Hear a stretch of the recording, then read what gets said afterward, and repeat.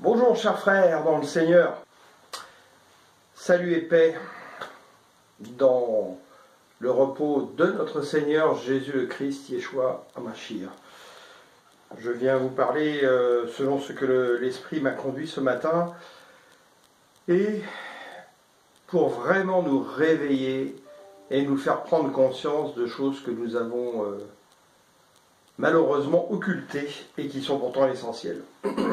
C'est-à-dire de vivre avec l'Esprit de notre Seigneur qui est ressuscité et qui est devenu l'Esprit vivifiant, qui souffle le Saint-Esprit sur nous, et de cesser d'être des gens qui se laissent porter par la pensée du monde et être des religieux, des adorateurs de l'Écriture comme l'étaient les pharisiens et les sadducéens, et qui en fait cherchent justement ce que dit le Seigneur. Vous sondez les Écritures, croyant avoir en elles la vie éternelle, pourtant elles rendent témoignage de moi. Voilà, Christ, la Bible, c'est le héros de la Bible, c'est Christ, du début jusqu'à la fin, l'alpha, l'oméga. Dans l'Ancien Testament, on ne l'appelle pas encore le Christ, mais si nous lisons en esprit, nous reconnaissons bien le Christ. N'oublions pas qu'il est le Verbe. Il sera le Verbe incarné, mais il est le Verbe créateur. Alors, si nous croyons à la parole, nous croyons en qui? En Christ. Il est le Verbe, même dans l'Ancien Testament. Et nous devons devenir, comme le dit très bien mon grand ami pasteur Charles Talingalo, la Bible déclare, très bien. Mais cessons avec la Bible déclare sans arrêt. Nous devons devenir cette parole vivante, nous devons devenir l'Évangile, Christ en nous.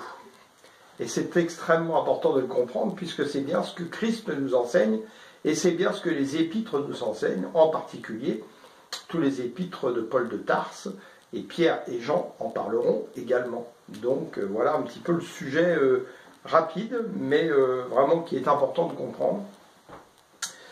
Donc, sur nous entendre nos oreilles, ouvrir nos cœurs, et Seigneur, je remets ceci entre tes mains, Seigneur, et passe par ma bouche, pour envoyer tes flèches induites de Saint-Esprit dans le cœur de ceux qui écouteront. Amen. L'année dernière, fin d'année, j'ai été au Québec voir des amis que je n'avais pas vus depuis des années. J'ai vécu au Québec pendant près de 10 ans. Et un de mes plus vieils amis là-bas m'a reçu dans sa résidence secondaire. Quelqu'un qui est chrétien, qui n'est pas toujours pratiquant, mais qui est chrétien et dont je pense que les paroles du Seigneur sont gravées dans son cœur. N'oublions pas ce que dit le Seigneur justement dans l'Ancien Testament. Il dit « Vous m'adorez du bout des lèvres, mais pas de votre cœur. Je viendrai graver mes paroles dans votre cœur. » C'est ça qui compte le plus. Donc pourquoi cette petite aparté ? Il nous a reçus dans un endroit qui était magnifique, perdu en pleine nature, beaucoup de neige, des animaux sauvages autour de nous. C'était un endroit merveilleux, planté dans la création du Seigneur. Et on a vécu des moments incroyables de sagesse et de spiritualité ensemble. Je viens lui rendre hommage à mon ami Alain. Et je suis allé dans une église évangélique conduite par le Saint-Esprit, dans la région de Mandeville. Et je suis tombé sur un pasteur qui donne de la nourriture solide. Cela faisait du bien. J'ai reçu un accueil très sympathique. Et il a commencé un prêche surprenant. Et j'ai écouté d'autres prêches de lui. Il est assez spécialiste de cette chose et je trouve ça bien. Comme nous étions en période de Noël, il a commencé à parler du sapin de Noël. Ce sapin que beaucoup, que ce soit des païens ou même des chrétiens, nous venons acheter ou nous venons couper dans la forêt, et même quand il a été avec quelques racines, ces racines ne sont plus plantées à la source, et donc en fait ce sapin pendant les périodes de Noël c'est la grande star de Noël. On le décore, on le regarde, on est quasiment des idolâtres devant ce sapin qui est merveilleux, ce sapin de se croire une merveille des merveilles pendant toute cette période de Noël, et pourtant il est coupé de la source, et en fait il est mort, mais il ne le sait pas. Et en fait il est parti là-dessus pour nous faire comprendre que bien des gens y compris en Église, se croient vivants, donc regardent à leur parure, le costume, les bagues, les trucs, pour les femmes, les cheveux, le maquillage, etc., la parure extérieure. Mais nous sommes des morts spirituels, parce que nous sommes plus connectés à la source. Et qui est la source? Notre Père, Abba, mais il n'y a pas que ça. Le Christ, qui lui nous souffle l'Esprit Saint, ce courant d'eau vive qui est en nous. Comment un arbre peut-il vivre s'il n'a pas d'eau pour le faire croître? Et que nous dit le Seigneur? Avantageux que je m'en aille. Et il nous enverra le Consolateur, l'Esprit de vérité, le Saint-Esprit qui nous conduira dans toute la vérité. Alors, notre soif doit être une soif et une faim de Christ, et de faire en sorte que le Saint-Esprit soit notre meilleur allié, parce que c'est lui qui va nous rendre vivants spirituellement, qui va nous conduire dans toute la vérité. Qu'est-il dit dans le psaume 1 ? Heureux l'homme qui ne marche pas selon le conseil des méchants, qui ne va pas se tenir sur le chemin des pécheurs, qui ne s'assit pas en la compagnie de ces gens qui se moquent de Dieu. Toute sa joie, il la met dans la loi de l'Éternel qu'il médite jour et nuit. Il prospère comme un arbre implanté près d'un courant d'eau. Alléluia! Il donne toujours son fruit lorsqu'en revient la saison. Son feuillage est toujours vert et tout ce qu'il fait réussit. Alléluia! C'est merveilleux, non? Alors méditons à cela, c'est vraiment extrêmement important. Et donc vivant, avec celui qui vit en nous. Mais faut-il encore demander justement qu'il vive en nous, Christ et le Saint-Esprit, pour être justement des gens qui sont vivants spirituellement.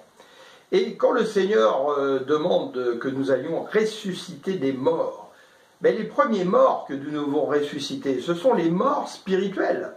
Et comment pourrons-nous les ressusciter si nous n'avons pas la parole de vie en nous? Si nous sommes juste des adorateurs intellectuels de la parole et que nous n'en comprenons pas l'esprit. C'est extrêmement important. Alors aujourd'hui, je vais vous le dire, même dans des grandes églises qui sont connues et que je ne nommerai pas, et alors il y a beaucoup de petites églises, en particulier en France, où malheureusement c'est le cas, mais justement, bien fort heureusement, oh merci Seigneur, ce n'est pas le cas partout. Les pasteurs, pour beaucoup, malheureusement, donnent du lait à des bébés spirituels. Et ne donnant pas de nourriture solide, eh bien forcément, les bébés ne croissent pas, ils ne grandissent pas. Et dans certaines églises, on donne du lait vitaminé. Parfois un petit peu de nourriture solide, mais on ne l'accepte pas parce qu'on n'est pas capable de la digérer. C'est ce que nous dit l'Écriture. Et à travers Paul de Tarse, vous devriez être des maîtres et vous en êtes encore au rudiment. Vous en êtes au lait et vous ne pouvez pas supporter la nourriture solide. Mais c'est aussi de notre faute. C'est aussi de notre faute. Et pourquoi est-ce de notre faute? Eh bien, tout simplement parce que nous ne voulons pas de cette nourriture solide. Pour la plupart, nous venons en église et nous ne venons pas chercher la justice du royaume, nous ne venons pas chercher les choses d'en haut, nous venons chercher les richesses du monde. Alors qu'est-ce qui se passe? Comme nous venons chercher les richesses du monde, nous ne faisons pas la volonté de Dieu. Nous nous laissons influencer par la pensée du monde, elle vient du père du mensonge, le diable, et non pas par la pensée de Christ, l'esprit vivifiant qui souffle le Saint-Esprit. Alors, beaucoup de pasteurs, parce qu'ils sont devenus parfois des gens qui ont envie de nourrir leur ventre, certains, d'autres parce que justement ils ont créé de telles grandes églises que c'est devenu des entreprises qui cherchent la rentabilité et qui n'ont pas le choix, car ça coûte cher une grande église, alors eh bien on vient vous faire plaisir et on vous vend les richesses du monde. Donc on vous promet avec des paroles et des paroles et des paroles et des déclarations, le mariage, une belle maison, un bon travail, tatati et tatata, et j'en passe, et des meilleurs. Parce que nous venons chercher ça, c'est de notre faute. Alors que si vous avez Christ en vous, Si toutefois vous appartenez à Christ et que vous avez reçu la pensée de Christ, tout ça est dans le package de Christ. Alors, pourquoi s'en faire?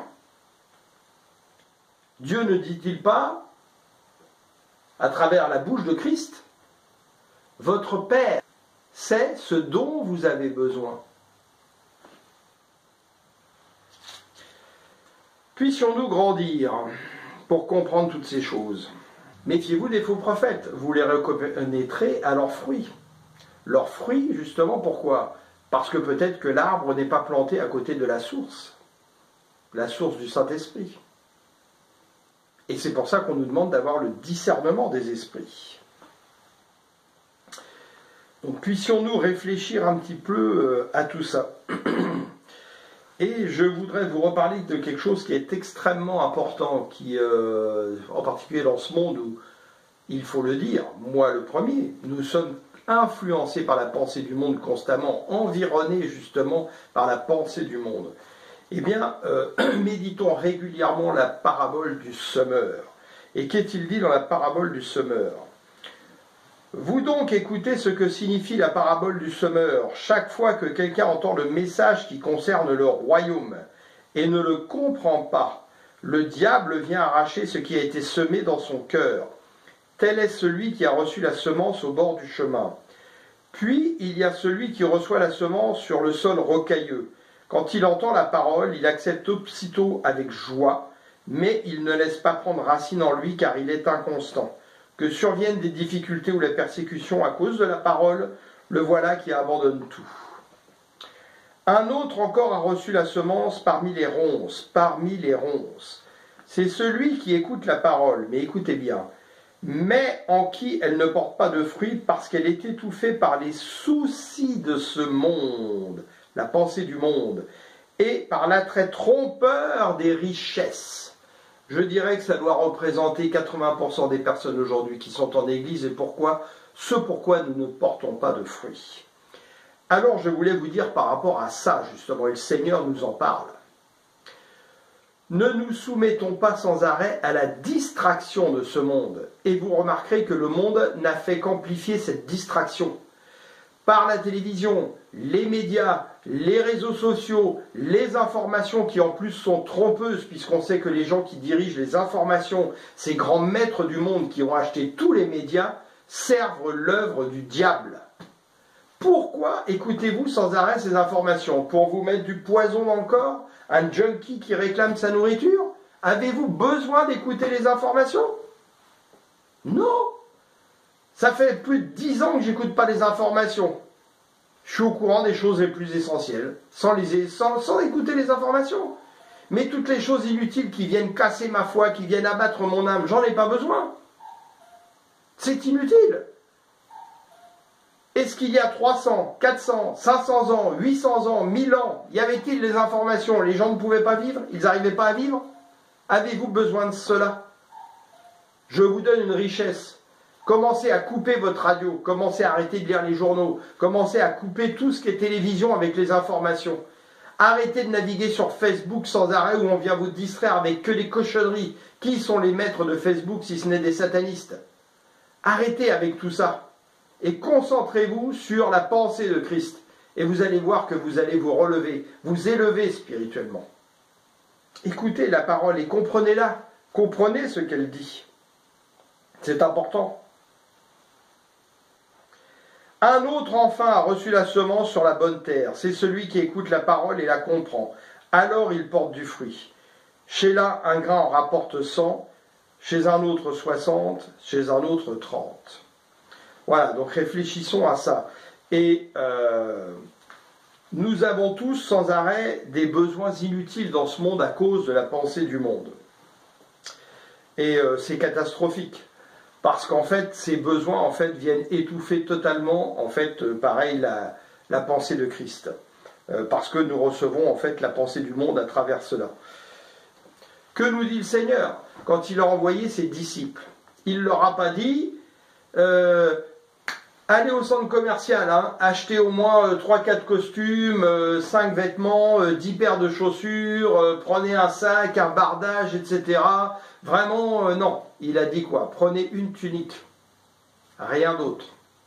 Et quand ils reviennent, qu'ils sont enchantés de tout ce qu'ils ont pu faire avec la puissance que le Christ leur a donnée, il lui dit, avez-vous manqué de quelque chose? Non, de rien. Alors, arrêtons de nous mettre avec plein de choses. Je vais vous dire, j'en suis le premier témoin. Dans ma vie passée, où je me suis laissé dévorer par le monde alors que j'avais rencontré pourtant le Christ. J'étais un collectionneur, j'avais des tonnes et des tonnes d'affaires, il me fallait des grandes maisons pour stocker ces affaires, des granges. Je déménageais avec 2 containers de 40 pieds, 12 mètres de long. C'était incroyable. Quand je suis né de nouveau, et un petit peu avant touché par le Saint-Esprit, j'ai commencé à balayer tout ça. Mes amis païens me disaient, mais tu es fou de vendre ça, ça représente tant d'argent, tu te rends compte, c'est une perle, machin. Je leur disais, allez-y, profitez d'elle, allez-y si c'est une perle pour vous. Et moi, je sentais les chaînes qui se coupaient. Ah, je me sentais léger, je me sentais monter. Waouh, alléluia. Et aujourd'hui, je n'ai quasiment plus rien. Et je m'aperçois que je n'ai besoin de rien, de pas grand-chose. Et je comprends d'autant mieux quand Paul dit que quand il regardait toutes ces choses qu'il voyait pour des trésors, il les prend aujourd'hui pour de la boue. Je vous souhaite de vivre ça vraiment pleinement. Alléluia. Et que nous dit encore Paul de Tarse? Si c'est seulement pour la vie présente que nous avons mis notre espérance en Christ, nous sommes les plus à plaindre des hommes. Mais en réalité, Christ est bien revenu à la vie, et comme les premiers fruits de la moisson, il annonce la résurrection des morts spirituelles. Alors soyons la parole de vie, la parole vivante du Christ en nous par l'Esprit vivifiant. Et venons ressusciter les morts spirituels. Et nous, en Église, arrêtons de venir chercher les richesses du monde. Arrêtons d'aller dans les églises où des pasteurs vous vendent les richesses du monde sans arrêt. Recherchez la nourriture solide. Grandissez en Christ. Nous sommes dans la fin des temps. Le temps nous est compté. Venons racheter le temps. Relevons cette Église pour qu'elle soit une Église glorieuse, avec des combattants célestes, l'armée de Dieu qui se lève. Alléluia! Nous allons gagner des choses, des combats. Nous allons gagner des combats spirituels dans les lieux spirituels. Oui, l'ennemi m'environnait, je le taille en pièces, comme dit le psaume. Alléluia! Déclarez de votre bouche, tout a été fait par la parole. Proclamez avec la puissance de Christ, je vous ai donné tous les pouvoirs. Déclarez votre victoire. Venez tailler l'ennemi en pièces par vos déclarations. Levez-vous la nuit, précédez l'aube, l'aurore, et déclarez par la parole, priez, gagnez des victoires dans le monde spirituel. Marchez sur les serpents, sur les scorpions. Satan, écoute-moi bien, je te parle. Christ est en moi. Tu n'es rien, tu n'es qu'une bête abattue, sous mes pieds, et je te piétine tous les jours. Alléluia! Gloire à toi, Seigneur. Oh Père, merci de nous avoir transportés dans le royaume de ton Fils, ce royaume qu'il te présentera à la fin, Seigneur, et que nous soyons dignes d'en faire partie, Seigneur. Oui, quand l'époux reviendra, que nous soyons cette Vierge pure. Oh oui, ton épouse, Seigneur. Alléluia. Enfin, je voudrais vous dire une chose très importante, qui malheureusement disparaît de plus en plus. Dans Jean 6, que nous dit le Seigneur? Et pourquoi il nous dit ça? Un petit peu avant, il nous dit, quand la maison est balayée et ornée et qu'elle est vide, il le parle, c'est nous la maison. Nous sommes le temple du Saint-Esprit, nous sommes le champ de Dieu, c'est nous la maison. Et que nous dit le Seigneur? quand un esprit méchant est sorti de la maison, il erre dans le désert et il se dit « j'étais bien là où j'étais ». Et il revient avec 7 esprits méchants. Et la condition de la maison est pire. Alors comment faire pour que la condition de la maison ne soit pas pire et que l'esprit méchant ne puisse pas revenir? Eh bien, remplissons la maison de Christ. Remplissons la maison de Saint-Esprit. Et là, quand l'esprit méchant va venir, quand le diable va venir et qu'il va frapper à la porte de la maison, qui va ouvrir la porte de la maison? Christ lui-même. Et là, croyez-moi, le diable ou les démons vont dire « Oh, excuse-moi, je ne savais pas que tu habitais là ». Et ils partent à la maison suivante, celle qui est restée vide. Alors que nous dit Jean 6 ? Travaillez non pour la nourriture périssable, mais pour celle qui dure, pour la vie éternelle. Cette nourriture, c'est le Fils de l'homme qui vous la donnera, car Dieu le Père lui en a accordé le pouvoir en le marquant de son sceau. L'œuvre de Dieu, leur répondit Jésus, c'est que vous croyez en celui qui l'a envoyé. Un peu plus loin, mais Jésus leur répondit, vraiment je vous l'assure, ce n'est pas Moïse qui vous a donné le pain venu du ciel, c'est mon Père qui vous donne le pain du ciel, le vrai pain, car le pain qui vient de Dieu, c'est celui qui descend du ciel et qui donne la vie au monde. Un peu plus loin, Jésus dit, il répond, moi je suis le pain qui donne la vie, celui qui vient à moi n'aura plus jamais faim, celui qui croit en moi n'aura plus jamais soif. Mais, je vous l'ai déjà dit, vous avez vu et vous ne croyez pas. Et un peu plus loin, alors qu'il est interrogé régulièrement, personne n'a jamais vu le Père, sauf celui qui est venu d'auprès de Dieu. Lui, il a vu le Père. Vraiment, je vous l'assure, celui qui croit à la vie éternelle.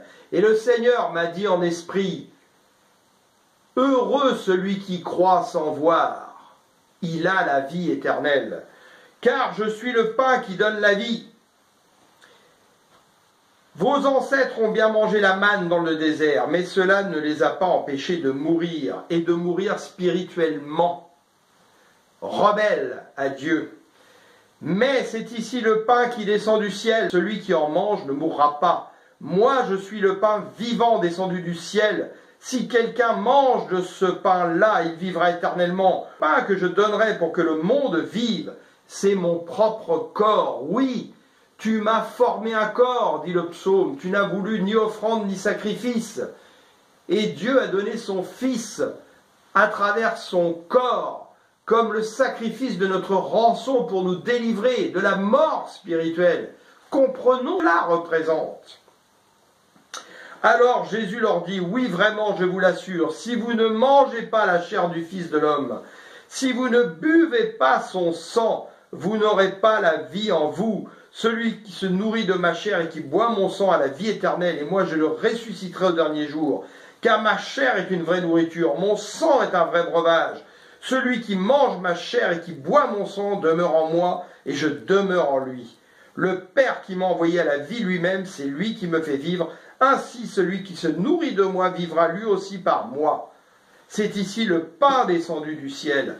Oui, nourrissons-nous, ayons soif et faim de Christ. Et cela veut dire quoi ? Quand le Seigneur, avant de partir au sacrifice, vient couper le pain, qu'il dise que ce pain est son corps, qu'il vient nous faire boire le vin, que c'est son sang, qu'il établit cette alliance éternelle qui ne passera point pour la rémission des péchés d'une multitude, et qu'il nous dit « faites cela en mémoire de moi ». Il est en train de nous dire justement de manger régulièrement en mémoire de lui son corps, son sang, de le boire, pour qu'il demeure en nous. Je vous encourage en comprenant, en conscience, ce que vous faites à travers cela, de le faire le plus souvent possible, si possible même tous les jours. Chez vous, vous pouvez le faire, si Christ est en vous, que vous avez reçu l'Esprit du Seigneur, afin que Christ vous remplisse complètement. Et vous remarquez qu'en Église catholique aujourd'hui, on ne fait même plus boire le vin. On donne juste l'hostie aux gens. Seul dans certaines églises, on fait boire le vin. En plus, l'hostie, c'est quoi ça? Pourquoi on ne peut pas donner du pain? Qu'est-ce qui en empêche? des pensées du monde. Ah, c'est trop compliqué, la logistique, et tatati, et tatata. Dieu n'est pas là-dedans. On vous fait même boire du vin blanc dans les églises catholiques, parce qu'ils préfèrent boire du chablis que de boire du vin rouge. Non mais on en est où? Et dans les églises évangélistes, on fait ça une fois par mois. Et on fait ça sans révérence, sans rien. On fait ça religieusement, tac tac, boum badaboum. On n'a même pas instruit sur le sujet avant de le refaire, parce qu'il faut ressasser les choses pour qu'elles se gravent dans notre cœur, que nous comprenions les choses. Et en plus, on vous donne du jus de raisin. Pourquoi? Parce que des légalistes, des assassins de la grâce, et il y en a plein dans l'Église, vous ont dit qu'il ne faut pas boire d'alcool. Dites-moi là-dedans où c'est marqué qu'il ne faut pas boire de vin. Nulle part. On vous dit de ne pas vous enivrer. Ça n'a rien à voir. Si vous n'êtes pas capable de boire un verre ou deux sans vider la bouteille, c'est que vous avez un problème. Eh bien, réglez ce problème. Et si vous vous nourrissez de Christ, si vous vous nourrissez par le Saint-Esprit, vous n'aurez plus ce problème. Parce que la grâce, c'est la liberté. La vérité vous rendra libre. Nous avons reçu, nous sommes sous le régime de la grâce. Ne soyons pas des assassins de la grâce. Vivons la grâce et soyons des dispensateurs de la grâce. Et que le Saint-Esprit qui devient notre conscience nous fasse l'équilibre, justement, entre ce qui est utile et ce qui n'est pas utile. Le résultat aujourd'hui, je vais dans des églises évangéliques où je vois même que quand nous faisons les repas, l'agapé, etc., on ne met même plus de vin à table. Parce qu'on a décidé qu'il ne fallait pas boire d'alcool. Qui a dit ça? Pas Dieu, c'est pas vrai, c'est faux, c'est vous. Vous, des légalistes, des gens qui veulent ramener la loi dans l'église. Alors vous buvez quoi? Vous buvez du poison à la place. Du Coca-Cola, plein de soda, plein de sucre, dont ils sont responsables en numéro 1 de la mort aux États-Unis des gens et des maladies. Plutôt que de boire la vigne du Seigneur. Que nous dit le psaume 104? Le vin qui donne la joie au cœur de l'homme. Vous rendez la parole menteuse? Arrêtons avec toutes ces bêtises. Grandissons. Grandissons. Que nous dit la parole? Nous avons été instruits par le Seigneur. Nous avons reçu la pensée de Christ et non pas la pensée du monde. Si toutefois nous appartenons à Christ, si toutefois nous avons compris que Christ est vivant, qu'il souffle, lui, l'Esprit vivifiant, le régénérateur des croyants, le Saint-Esprit qui vient nous conduire dans toute la vérité. Et Dieu sait que nous en avons besoin aujourd'hui dans ce monde où nous sommes rentrés dans les temps de la fin. Si nous nous nourrissons de nourriture solide, alors nous devenons des gens qui commençons à vivre en esprit. Nous sommes passés du stade de brebis au stade de lion fortifié, au stade de l'aigle qui vit en esprit, qui prend de la hauteur. L'homme spirituel qui discerne tout et qui ne peut être discerné par personne. Alléluia! Ô Seigneur, Père Tout-Puissant, Abba, au nom de Jésus-Christ, viens vraiment nous renouveler, Seigneur, dans notre intelligence, dans notre sagesse, Seigneur, dans ta connaissance.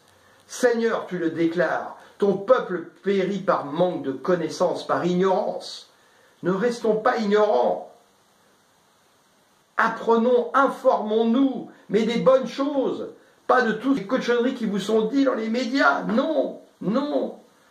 Cherchez, creusez, vous trouverez, le Seigneur vous donnera. Ayez une soif et une faim saine dans le Seigneur. Alléluia, merci Père, merci Seigneur.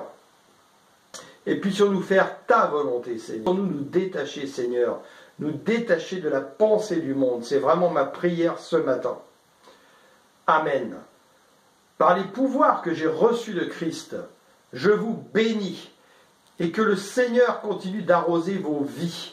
Et que le Saint-Esprit souffle sur vous. Qu'il envoie ses flèches ce matin pour percer votre cœur. Et pour pouvoir ouvrir votre esprit. Faire tomber les écailles de nos yeux. Ouvrir nos oreilles spirituelles.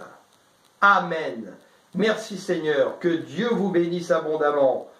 Gloire à toi Seigneur. Alléluia.